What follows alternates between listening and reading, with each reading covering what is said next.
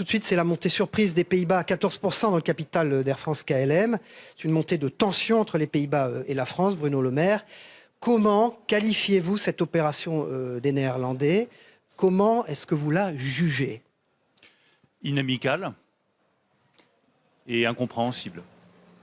Inamicale parce que nous n'avons pas été prévenus. Et surtout, je tiens à dire que la semaine dernière, j'ai eu un entretien avec mon homologue néerlandais. Nous avons discuté d'Air France KLM. Il m'a fait part de certaines préoccupations. Je lui ai dit, le même que vous recevez demain, pardon? Le même que je reçois demain, le ministre des Finances néerlandais. Nous avons eu une longue discussion. Il m'a fait part de préoccupations néerlandaises sur Air France KLM. Je lui ai dit que nous allions y répondre. Nous y avons répondu. Nous avons confirmé M. Elbers à la tête de KLM.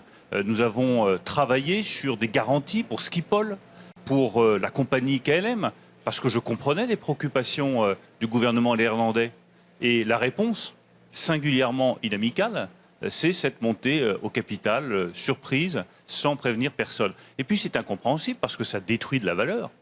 À la rigueur, si ça permettait à Air France KLM, qui est mon seul objectif, que ça aille mieux pour Air France KLM, qu'elle dégage davantage de profit, que les salariés se portent mieux et que ce fleuron aéronautique se porte bien, à la rigueur, je dirais pourquoi pas.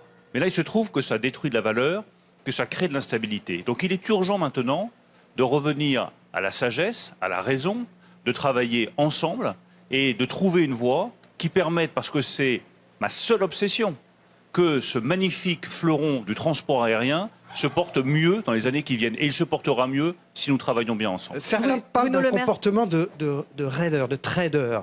Est-ce que vous ressentez cela comme ça? Non, parce que les raideurs auraient sans doute mis un peu plus de temps pour remonter au capital et auraient été moins brutal que ne l'a été le gouvernement néerlandais. Donc je crois que c'est incompréhensible, inamical, mais je crois surtout que le sens des responsabilités, c'est de sortir de cette situation qui ne bénéficie à personne, ni à Air France, ni à KLM, ni au groupe dans son ensemble. Et pour cela, j'ai demandé à mon homologue ministre des Finances de venir à Paris, de s'expliquer et de me faire des propositions pour que nous puissions sortir de la situation. Qu'est-ce que vous allez lui dire? Comment on en sort de cette situation? Vous parlez de sagesse, de raison, comment on en sort? Mais c'est à lui de me faire des propositions. Je pense que le sens des responsabilités, c'est pas de rester dans ce face-à-face qui aujourd'hui fait baisser le cours d'Air France KLM, qui fragilise le groupe. C'est d'en sortir le plus vite possible, par le haut, en trouvant la meilleure coopération possible entre Air France, KLM, pour que le groupe se porte bien. Et en répondant, je le redis, à des préoccupations néerlandaises que je peux parfaitement comprendre, mais sur lesquelles nous travaillons maintenant depuis des semaines avec un esprit d'ouverture. Il est dommage qu'à l'esprit d'ouverture de la France ait répondu cette attaque surprise. Bruno Le Maire, vous dites que c'est incompréhensible, mais est-ce que quelque part, on est en train de payer les conflits sociaux à répétition d'Air France? Je ne sais pas ce qu'on paye.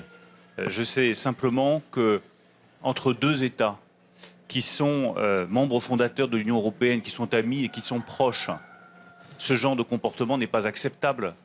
S'il y a une préoccupation, on en parle. Et d'ailleurs, nous en avons parlé depuis plusieurs mois. Moi, j'ai fait des gestes. Je rappelle qu'il y a quelques mois, quand il a fallu trouver un président pour Air France KLM, l'un des premiers choix que nous avions proposés, c'était que le président de KLM, néerlandais, M. Elbers, prenne la tête du groupe. Je pense que c'était un signal très positif de notre volonté d'être les plus ouverts possible. Donc maintenant, revenons autour de la table, que mon homologue néerlandais apporte des éclaircissements. Le président de la République l'a demandé, je les demande également, et trouvons ensemble une porte de sortie qui permette au groupe de se renforcer. Dans la concurrence du transport aérien aujourd'hui, il n'est pas raisonnable de rester dans cette situation. Mais est-ce qu'aujourd'hui, vous êtes inquiet pour l'avenir d'Air France et de ses salariés? Non, je vous le dis tout de suite, je ne suis pas inquiet. Air France KLM est un groupe qui est très solide. Il y a un remarquable président auquel je rapporte tout mon soutien, qui est M. Ben Smith. Air France KLM est en train de renouer avec les bénéfices. Il commence à remonter la pente. Donc je n'ai pas d'inquiétude pour le groupe, mais on ne peut pas rester dans la situation actuelle. En grande partie grâce à KLM. En 2018, KLM a généré 80% des résultats d'exploitation du groupe. Mais en partie aussi grâce au travail qu'a fait Ben Smith depuis plusieurs mois, qui a apaisé les conflits sociaux, qui a remis Air France dans la bonne direction. Donc quand on est dans la bonne direction, il vaut mieux la garder et ne pas en dévier. Il n'y a pas une question politique, au fond. Il y a des élections qui se profilent aux Pays-Bas. Est-ce que ce n'est pas question économique versus question politique, cette affaire?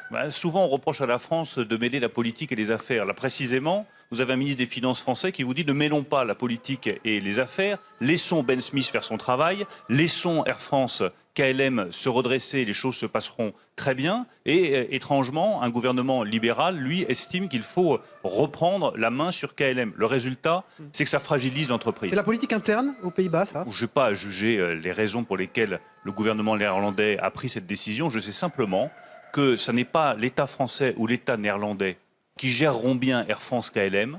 C'est Ben Smith, c'est M. Elbers et c'est la gouvernance d'Air France KLM. Mais pour vous, il n'y a pas de menace sur l'alliance Air France-KLM. Est-ce que 2019 peut être l'année du divorce? Mais non, entre les deux l'alliance compagnies est solide, je n'ai aucun doute là-dessus. Simplement, laissons la gouvernance d'Air France KLM gérer les affaires et n'ayons pas des États qui interviennent pour des raisons politiques et qui, au bout du compte, fragilisent l'entreprise. La seule chose qui compte pour moi, c'est que l'entreprise soit solide, qu'elle dégage des bénéfices, que les salariés se portent bien et qu'ils aient confiance dans l'avenir de l'entreprise. Nathalie Justement, Moret. vous parliez de pays qui étaient libérales. Là, on voit que les Pays-Bas sont en train de renforcer leur participation dans leurs aéroports. Nous, en France, on fait le contraire dans la loi Pacte, puisque effectivement, il va y avoir une privatisation d'aéroports de Paris.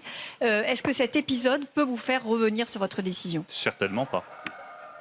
Certainement pas, parce que le rôle de l'État, c'est quoi? Moi, je crois à un rôle de l'État dans l'économie. C'est pas de gérer une compagnie aérienne. Nous ne savons pas gérer une compagnie aérienne, c'est pas le rôle de l'État. Ce n'est pas de gérer des boutiques ou des hôtels qui représentent une grande partie du chiffre d'affaires d'Aéroports de Paris. Ce n'est pas le rôle de l'État. Le rôle de l'État, c'est de protéger les intérêts stratégiques des Français.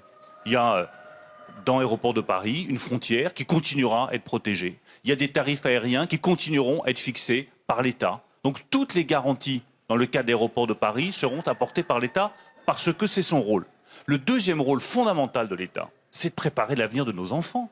Enfin, tout le monde voit bien qu'on est confronté à des révolutions technologiques qui sont sans précédent depuis un siècle. La 5G, l'intelligence artificielle, le digital, les énergies renouvelables. Moi, je veux dégager des moyens financiers pour investir là-dedans et que la France reste dans la course au XXIe siècle. Ça, c'est le deuxième rôle de l'État et c'est pour ça que nous préférons nous retirer de certaines activités commerciales pour investir dans l'avenir des enfants. Donc vous